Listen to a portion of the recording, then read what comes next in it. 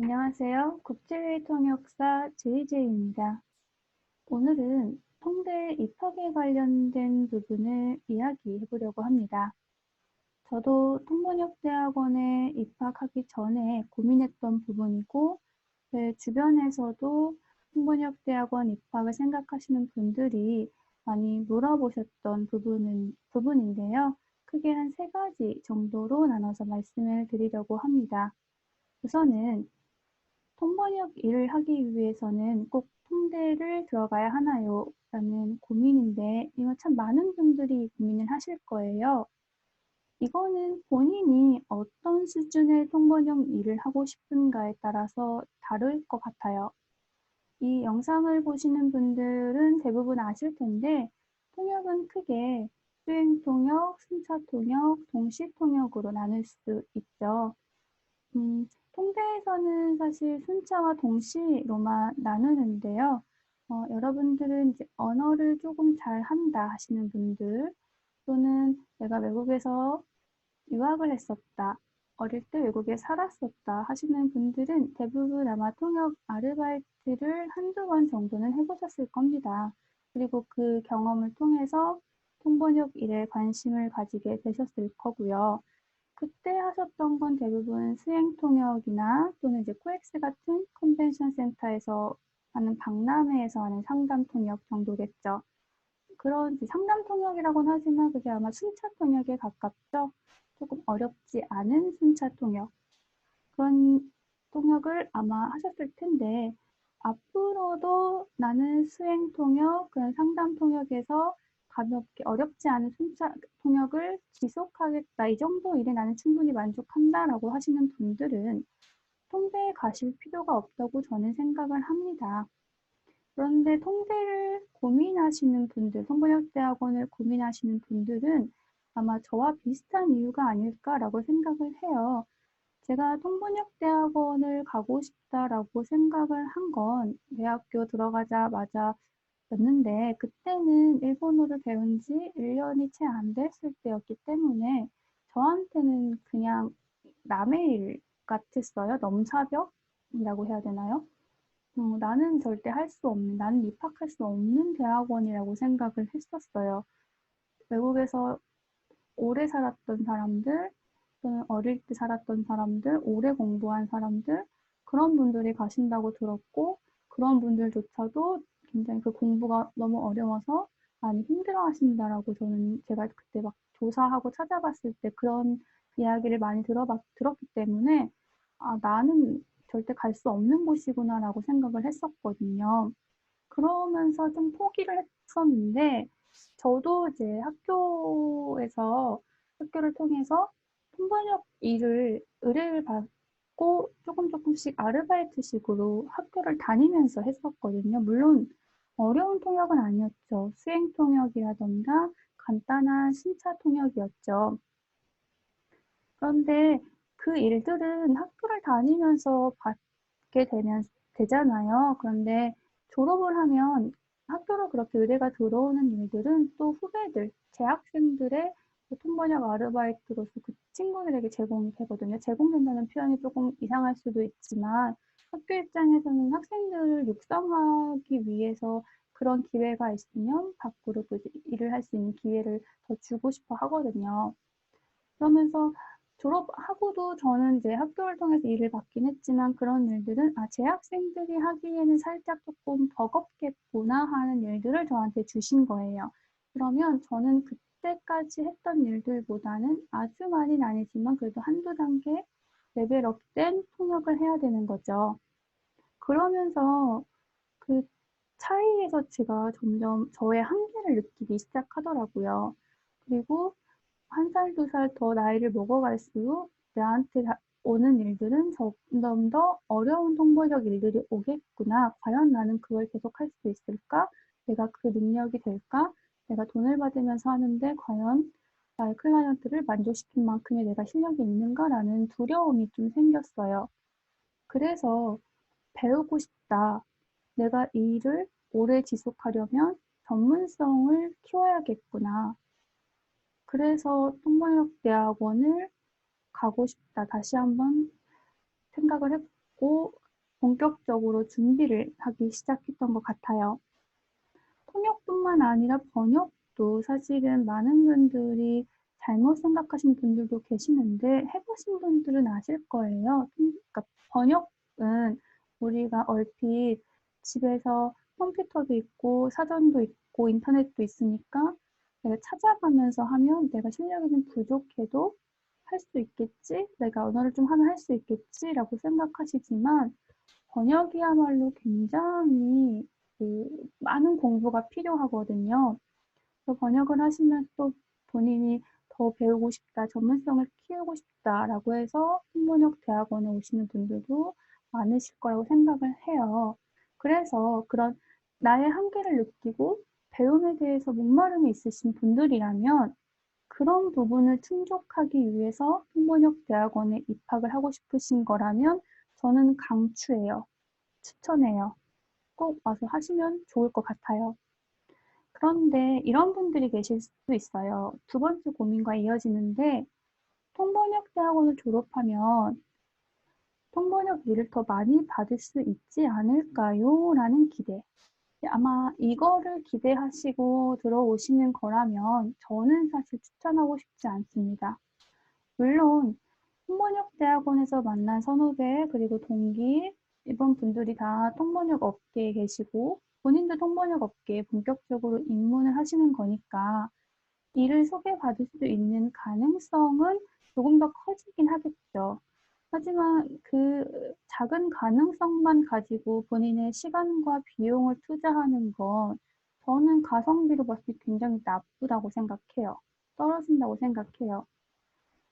통번역 대학원은 통번역 업계에서 일을 하기 위한 최소한의 자격을 취득하는 거라는 생각이 최근에 들었어요.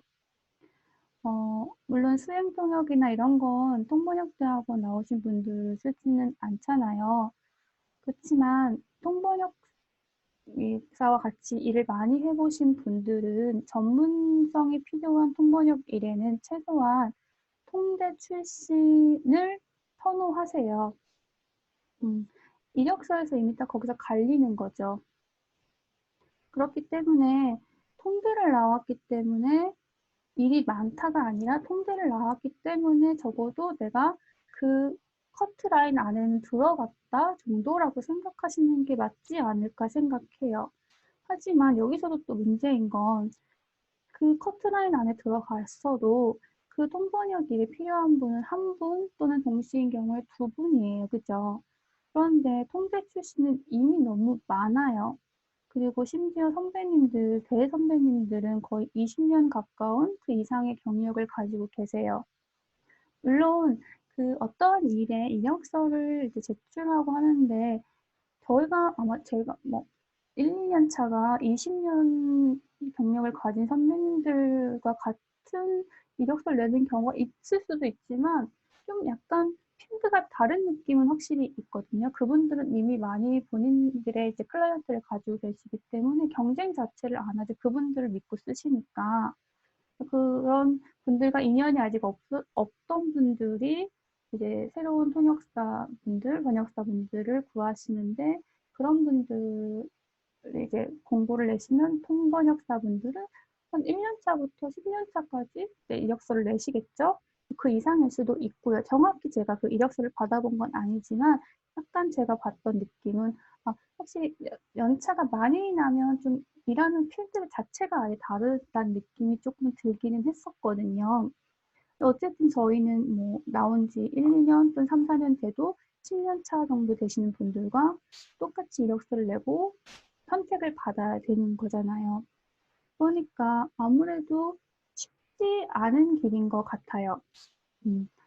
그래서 오히려 통번역 대학원을 졸업하고 1, 2년은 오히려 본인이 원래 하던 통번역 일보다도 더 적게 받는다라고 느끼실 수 있어요.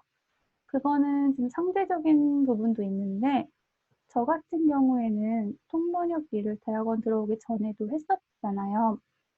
그런데 그때 저의 메인 잡은 학생들을 가르치는 거였고 틈틈이 통번역 일이 들어오면 이제 시간을 맞춰서 일을 했거든요. 그러면 전 당연히 1년에 몇 개 들어오지 않더라도 저의 메인 잡이 아니니까 많다고 느꼈을 거예요. 느꼈던 것 같아요. 나는 이걸 전공할 통번역사 제대로 공부하지도 않았는데 이 정도가 들어오네? 나한테 굉장히 생각보다 많이 들어오네? 라고 생각했던 것 같아요. 근데 지금은 통번역 대학원을 졸업하고 통번역 일이 저의 메인 잡이기 때문에 그때보다는 좀 더 많이 들어오지만 이게 저의 메인인데 이거보다는 좀 더 많았으면 좋겠다? 라는 생각을 하게 되는 것 같아요. 그래서 그런 상대적인 부분도 분명 있고요. 그 다음에 1, 2년 차의 일이 좀 적다라고 느끼는 건 통번역대학원을 졸업했기 때문에 기존에 하시던 수행통역이나 상담통역은 사실 좀 하기가 어려워요. 그 통역은 통번역 저희의 기본적인 요율로는 그분들은 그렇게 안 쓰시거든요. 그건 진짜 학생들이 아르바이트하는 수준의 그런 통역만 필요해요라고 아예 담당자분들이 얘기를 하시기도 하거든요. 실제로 가보면 뭐 통역을 할 일이 몇 마디 안 하고 오는 경우도 사실 있잖아요.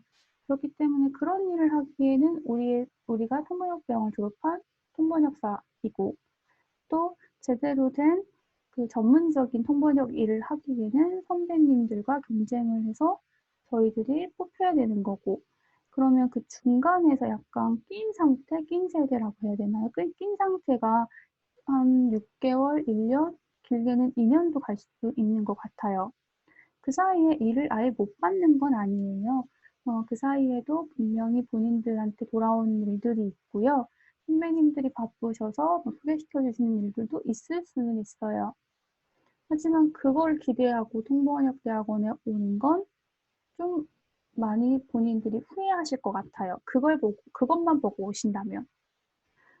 그래서 통번역대학원도 2년도 굉장히 정말 그 빨리 졸업하면 2년이잖아요. 그래서 2년 동안 본인의 시간과 노력과 비용을 들이고 또 한 1년, 2년을 내가 잘 버티고 잘 시간을 보낼 수 있다면 괜찮지만 그게 너무 힘들다라고 하신다면 분명 들어오셔서 후회하시는 부분도 없지는 않을 것 같아요. 그래서 이걸 보고 오신다면 저는 추천해드리고 싶지 않아요. 그리고 세 번째로 좀 별개의 문제일 수도 있는데요. 통번역대학원을 들어가기에 지금 제 나이가 너무 많지 않을까요? 저는 지금도 나이가 많은데 2년, 빠르면 2년 또는 졸업할 때까지 2년 반, 3년 걸린다고 하면 그때도 2살, 3살 더 먹었을 텐데 취업을 하기에도 프리랜서 일을 하기에도 제가 나이가 너무 많지 않을까요? 사람들이 저를 안 뽑아주지 않을까요? 걱정하실 수 있을 것 같아요. 저는 30이 넘어서 통번역 대학원에 입학을 했거든요. 그때 동기들을 봤을 때도 선배님들을 봤을 때도 나이는 천차만별이었어요. 20대 중반부터 30대도 있었고 40대도 있었어요. 또 상대적으로 번역은 뭐 나이랑 상관없고 통역은 번역보다는 수명이 좀 짧다라고 생각하실 수도 있는데 그것 또한 또 사람마다 다르고 제가 최근에 번역 급한 일이라고 해서 하루에 한 20시간씩 번역을 일주일 넘게 했었거든요.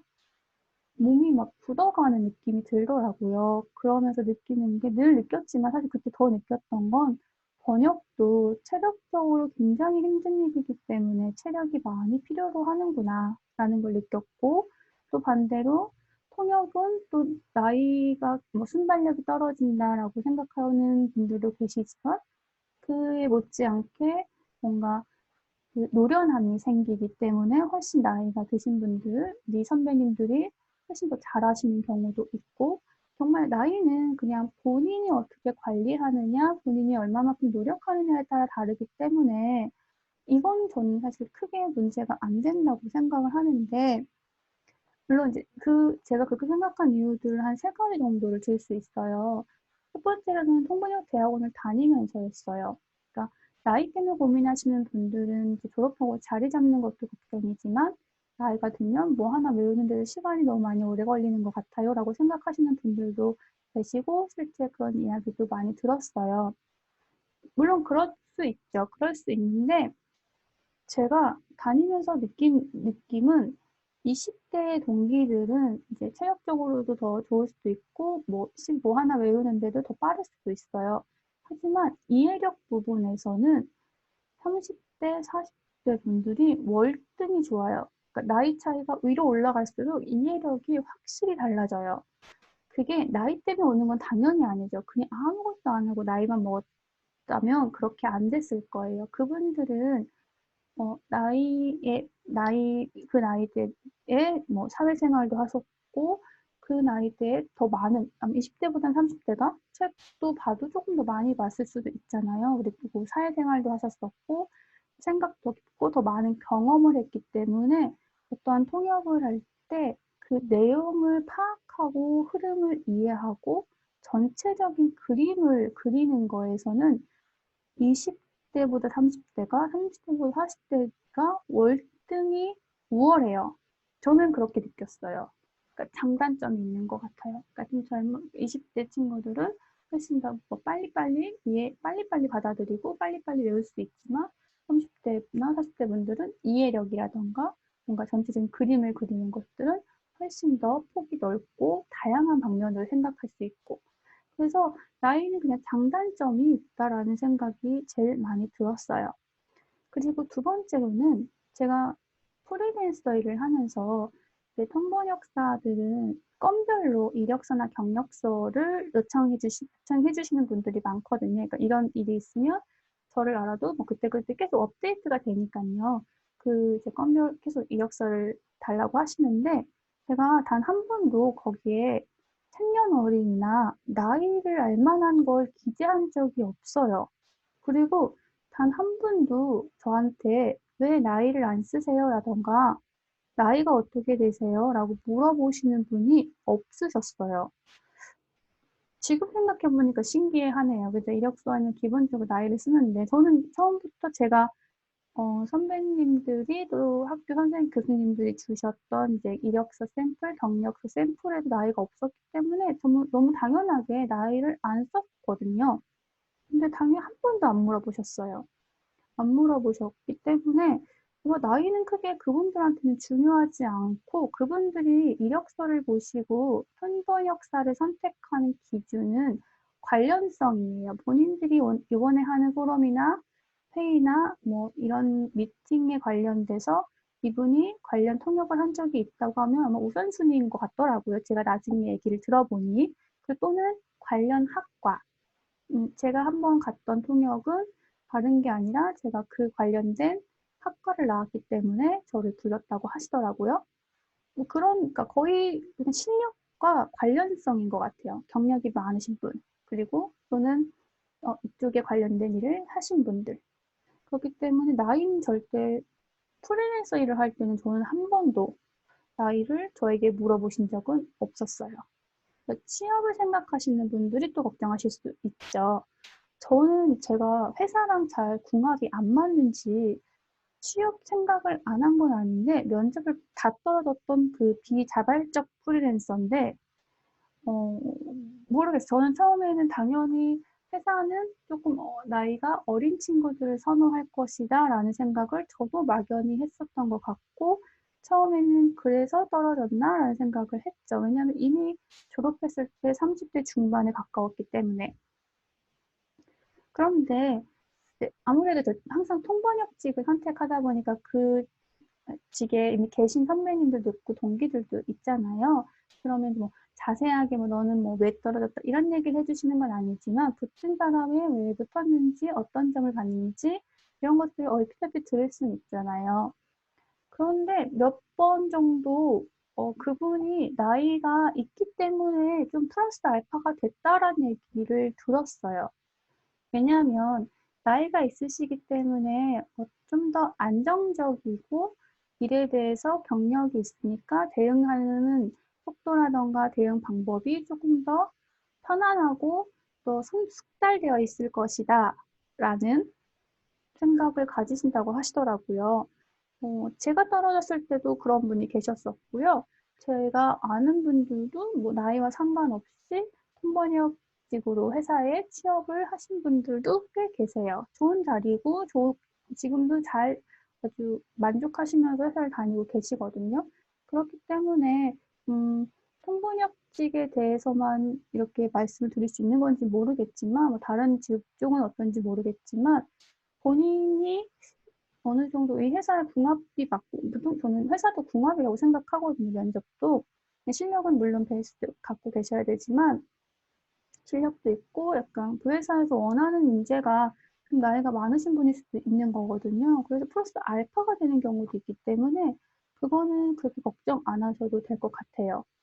그다음에 마지막으로 이제 아까 말씀드렸던 건데 통역은 순발력이 필요한 부분이고 멀티를 잘 해야 되잖아요. 그러다 보니까 조금 나이가 들면 그런 부분들이 좀 떨어지지 않을까 능력이 라는 생각 때문에 수명이 짧다라고 하시는 분들이 계시는데 근데 사실 50대 후반 제가 주변에서 뵀던 현역으로 일하시는 통번역사 선생님들은 50대 후반 분들도 계시거든요. 근데 제 경험인데 제가 우연히 통역을 듣는 입장으로 어떤 행사에 갔었어요. 그 통역사분이 어떤 분이신지 뭐 이런 정보도 하나도 없었고 그냥 행사에 가서 당연히 제가 그 일을 하니까 통역을 듣고 싶잖아요. 그래서 통역을 들었는데 저는 머리를 정말 세게 맞은 느낌으로 한 5분 동안 아무 생각이 안 나더라고요. 그날 저는 통역사를 그만둬야 된다고 생각했어요. 그만둘 뻔했어요, 사실. 왜냐하면 이 세상에서 들어본 적 없는 정말 이런 표현이 맞는 정말 아름다운 통역을 들었어요. 통역을 이렇게 할 수 있나, 사람이? 라는 생각? 이거는 뭔가 대본을 줘도 이렇게는 못할 것 같은데? 라는 생각. 그러니까 아나운서가 그냥 아나운서도 아닌 것 같아요. 그냥 굉장히 그 스피치력이 좋은, 발화력이 좋은 정말 이런 걸 굉장히 발표를 잘하는 어떤 사람이 본인의 이야기를 아주 듣기 편하게 설명해 주는 것 같이 제가 그런 통역을 들은 적이 있어요. 통역을 이렇게 해야, 지금 그 생각만 해도 말이 안 나오는데, 통역이라는 건 이렇게 해야 되는 거였나, 원래? 그러면 나는 그만둬야겠다. 나는 이렇게 몇십 년을 하면 이렇게 될 수가 있지? 너무 혼란스러웠거든요, 그날. 5분, 10분은. 그래서 너무 충격이었는데, 그러니까 궁금하잖아요. 왜냐면 그때도 특히나 통역 부스 자리도 굉장히 안 좋았어요. 보통은 그 앞에 그 PPT가 보이는 자리, 단상이 보이는 자리에 통역 부스를 주거든요. 맨 뒷자리지만 보여야 되거든요. 근데 그날 행사는 통역 부스가 오른쪽 구석에 숨어 있었고 그렇기 때문에 그분들은 아마 강단이나 PPT가 거의 안 보이셨을 거예요. PPT는 물론 이제 자료로 받으셨겠지만 안 보이셨을 거예요. 강단에서 어떤 행동을 하는지도 안 보이셨을 거예요. 그래서 저 역시도 그게 부스가 숨어져 있었기 때문에 통역사분들이 볼 수가 없었어요. 너무 궁금하잖아요. 이 세상에 이런 아름다운 통역이 있을 수 있나라는 정말 머리가 띵할 정도의 충격을 받았는데 그래서 쉬는 타임에 이제 밖에서 어슬렁거려 봤죠. 어슬렁거리라고 할 수는 없지만 그냥 바로 알겠더라고요. 학교 교수님을 뵀어요. 교수님이 그 자리에 계시더라고요. 그래서 너무 충격이었는데 그분을 보고 제가 느낀 건 나이고 뭐고 다 상관이 없고 그냥 실력이구나.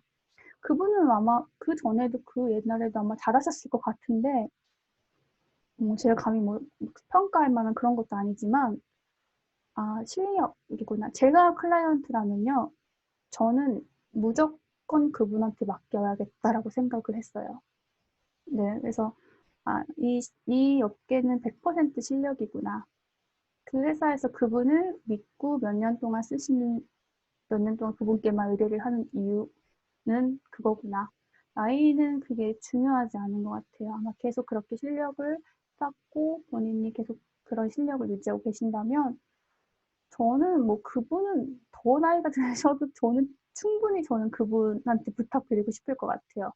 내가 돈을 들여서 이 큰 행사를 하는데 무조건 믿고 맡길 수 있을 것 같아요. 그런 분이 돼야겠다라는 생각 그때 한번 한 적이 있거든요. 근데 그분도 50대셨는데 뭐 저는 나이는 그렇게 중요하지 않은 것 같더라고요. 제가 너무 충격적인 이야기여서 좀 길게 얘기를 했는데 결론은 딱 하나인 것 같아요. 통내에는 등록금도 비싸고요. 통대를 다니는 동안 사실 다른 일을 겸업을 주기적으로 하는 건 어려워요. 그러니까 다른 수입처도 크게 찾기 힘들고요. 또한 본인이 들여야 되는 시간도 굉장히 길어요. 제가 통대 다니면서 5시간 이상 자는 분들을 본 적이 없어요. 많이 자야 5시간이었어요. 2년 동안 최소. 그리고 그러는 동안 본인의 체력이나 에너지, 뭐 계속 크리틱을 당하고, 당한다고 표현해도 되나? 크리틱을 받고, 계속 그런 숙제, 과제, 공부, 그 나의 그리고 실력이 부족. 나는 정말 일본어를, 외국어를 잘한다고 해서 이 학교에 들어왔는데, 지금까지 나는 외국어도 못하고 한국어도 정말 완벽하지 않았던 사람이라는 걸 느끼면서 느끼는 좌절감, 거기서 오는 내가 쏟은 에너지들도 굉장히 커요. 힘들어요, 사실은. 그걸 다 투자해도, 그리고 내가 그거 모든 걸 투자해도 후회하지 않을 수 있는 이유가 꼭 필요해요. 그 이유가 꼭 있어서 들어오셔야 된다고 생각해요. 그리고 그 이유가 절대 불변의 이유여야 된다고 생각해요. 지금은 통역시장이 좋으니까 간다? 근데 10년, 20년 뒤에 통역시장이 계속 좋을 거란 보장은 없잖아요. 뭐 지금도 사실 좋진 않지만, 뭐 어떠한 이유든 변할 수 있지만 절대 불변의 이유가 있어야 된다고 생각해요. 근데 저는 그게 배움이라고 생각해요. 통역이 뭔지 좀 제대로 배우고 전문성을 키우고 싶다. 그거 하나인 것 같아요. 이건 절대 불변인 것 같아요. 제가 지금 적어도 제 머릿속에 떠오르는 통번역 대학원에 몇 군데가 있는데 그 어느 곳을 가셔도 아마 배우다 지쳐서 내가 죽어나갈 정도로 많은 걸 배우실 거예요. 많은 걸 가르쳐 주시려고 하실 거예요, 교수님들이. 그래서 많은 이유가 있겠지만 내가 정말 배우고 싶다라는 이유가 1번이고 그게 통대를 가야 되는 가장 큰 이유라면 가셔도 된다고 생각해요. 근데 가야 되는 이유가 뭔가 돈 또는 명예 또는 뭔가 일을 더 많이 받을 수 있지 않을까? 이런 거라면 사실 보장이 안 되잖아요. 그러면 후회할 것 같아요. 왜냐하면 굉장히 많은 돈을 썼는데 내가 원하는 만큼의 결과를 못 얻으니까요. 배움에 대해서는 정말 보장합니다. 가서 막 도망가고 싶을 정도로 많은 걸 가르쳐 주세요. 많이 배울 수 있어요. 배움에 치일 수 있어요. 그렇기 때문에 그런 이유시라면 가셨으면 좋겠어요. 배우는 게 이유라면. 정말 많이 배웠고, 저는 정말 힘들었지만, 와, 내가 다시 이 일을 또 이렇게 할 수 있을까 싶을 정도로 정말 모든 걸 다 쏟아부었는데, 행복했던 것 같아요. 힘들었는데 행복했던 것 같아요. 그래서 다시 하래도 힘들었는데 다시 하라고 했을 때 다시 할 수 있는 게 사실 별로 없거든요. 근데 힘들었는데 행복했기 때문에 다시 또 하고 싶고 해보고 싶고 할 수 있을 것 같은 일이에요. 그래서 그렇게 배우고 싶어서 가시는 분들이라면 저는 추천합니다. 좀 얘기가 길어졌지만 고민에 좀 도움이 되셨는지 모르겠어요. 그래서 앞으로 통대 생활에 대해서도 조금 더 올려드릴 예정입니다. 그리고 더 궁금하신 거나 또 통번역 대학원 준비에 있어서 고민이 있으시다면 편하게 물어봐 주셨으면 좋겠습니다. 그러면 오늘은 여기까지 하겠습니다. 감사합니다.